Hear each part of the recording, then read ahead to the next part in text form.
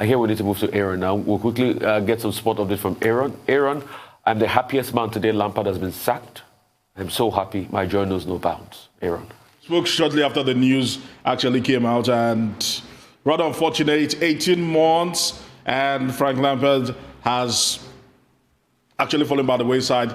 And now you look at that he's the 10th manager under the Roman Abramovich era to have beaten the dust. Several of them. It's been hard, it's been brutal. If you'd ask me, a lot of people have been giving their opinions.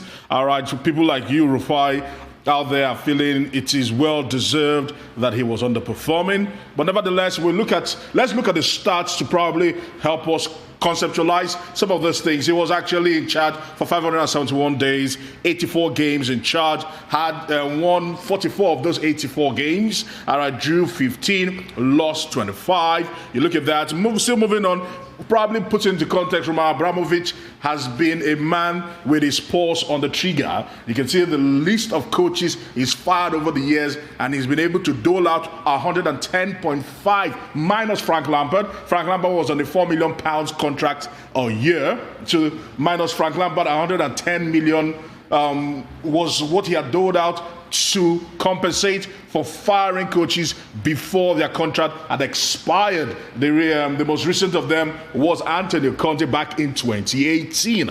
Now, moving away from that, let's also try to break it down, putting them side by side right now. You can actually see that the most successful manager in terms of win percentages was the Israeli Avram Grant back in the day in the 2008-09 era.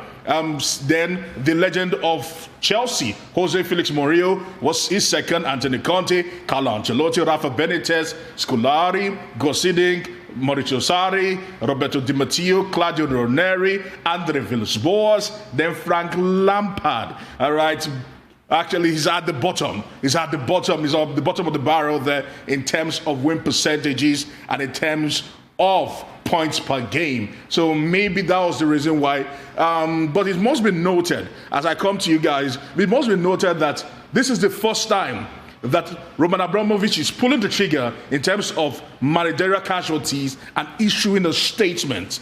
It says a lot about his relationships. There are talks that the players turned against him. There are talks that Bruce Bock and Marina Gravolskaya also turned against him. There have been a lot of talks. But one man is expected to come in, talking about Thomas Tuchel, and already there are talks about the entourage he will be bringing alongside. You can actually see this is the entourage he will be bringing to Chelsea.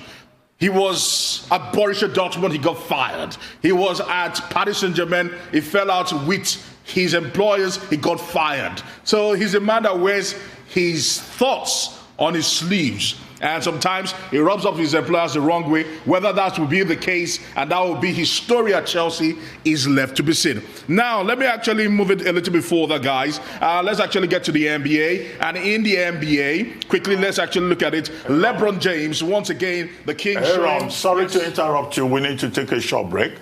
When we come back from that break, we'll return to you. Just be on standby. We'll be right back.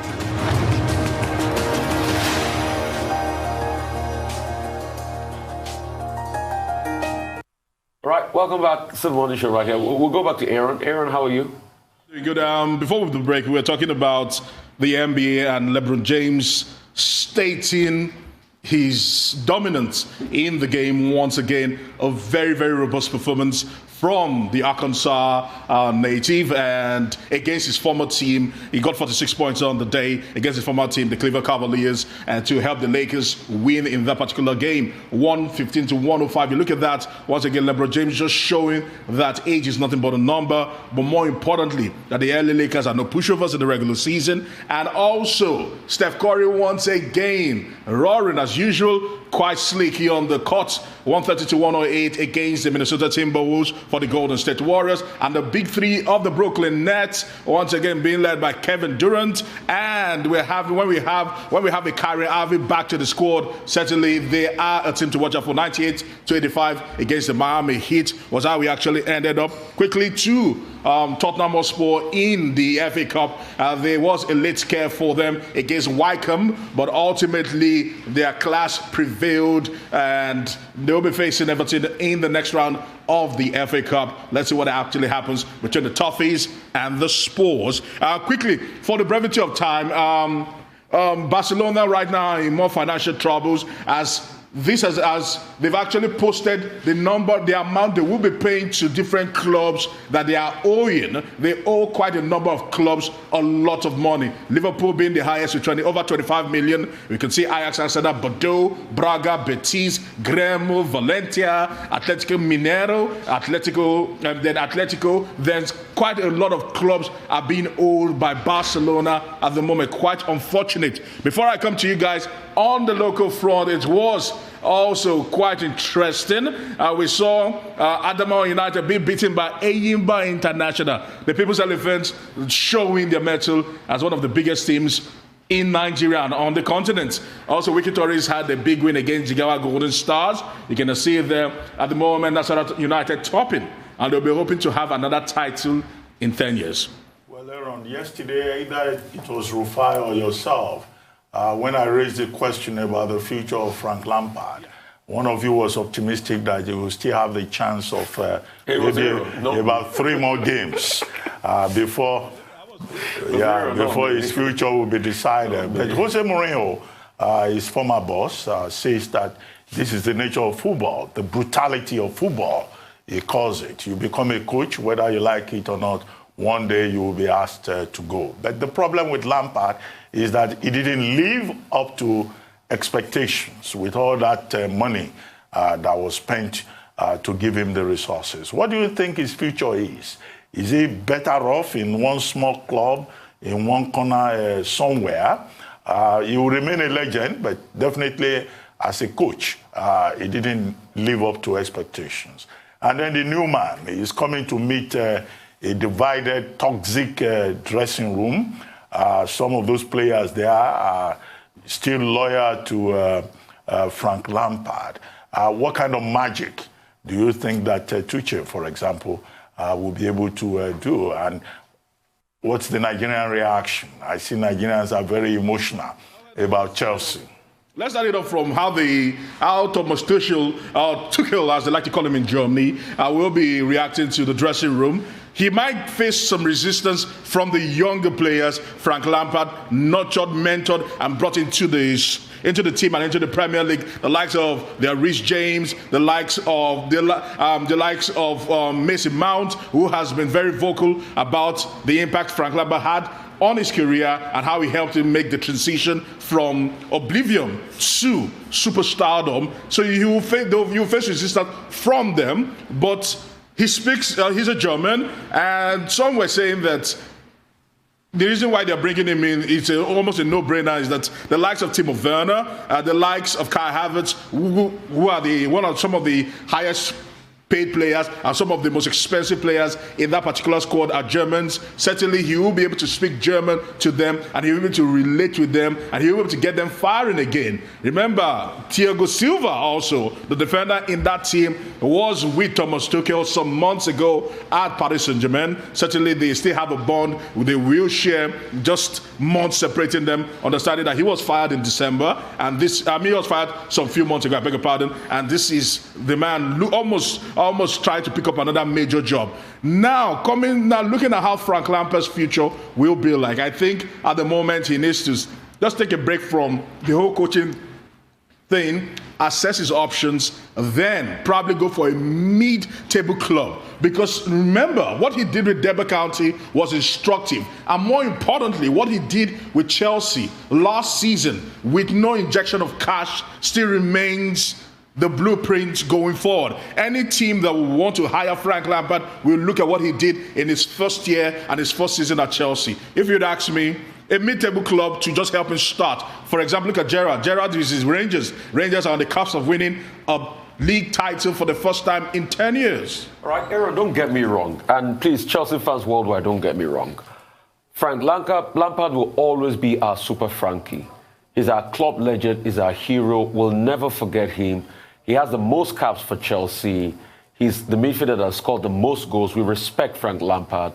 But as a coach, it didn't work. I think his problem was he had too many choices. If he had just stuck like the first season you talked about with those players he had, he'll have done well. But but he had too many choices. He didn't know how to juggle up the choices. But he'll be a great man to us. He's our top bloke. We love him till death. But you see, the truth is, Aaron, results make football. Somebody once asked, what do you think about football? I think it was Bill Shankly, former Liverpool coach. He says, I think football is more than life and death. To the fans that pay £900 to buy season tickets, it's more than life and death to them, Aaron. Because that's where they go over on the weekends. That's their religion. Now, and these people want to get results. And it's because of the results. If Tuchel doesn't get results, I'll be the first to criticize him here and tell him to go. No, but Rufai, like I said to you off air, now this must be noted that this season has been a very peculiar season. Excuses. Just a month and a half ago, it was Ole Gunnar Solskjaer that was on the chopping blocks.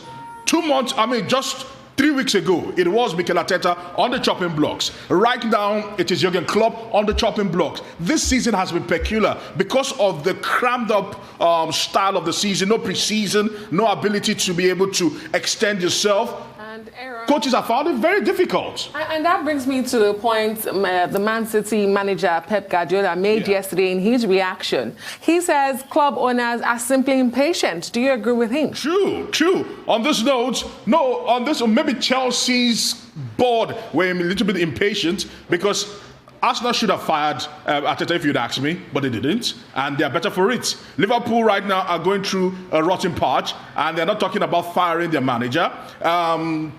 Manchester City also had a very, very poor patch or poor start to the season. They didn't talk about firing their manager. It seems it was Chelsea that were the first to blink, and unfortunate for them, it's been a trend. They cannot keep turning over managers in their numbers like this. Aaron, my quick reaction to what Guardiola said yesterday is if he says, are club owners or club management being too impatient?